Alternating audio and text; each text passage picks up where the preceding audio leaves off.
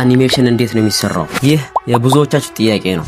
አኒሜሽን ለመስራት ግዴታ ማወቅ ያለብን አንድ ነገር አለ። የቪዲዮ ኤዲቲንግ ቲፕ ቀን 23 ኪፍሬም ማለት እንዲህ ነው ከመላችሁ ይልቅ በምሳሌ ላስረዳችሁ። በደንብ ቀለል እንዲልላችሁ ደግሞ ካፕካት ላይ ላሳያችሁ።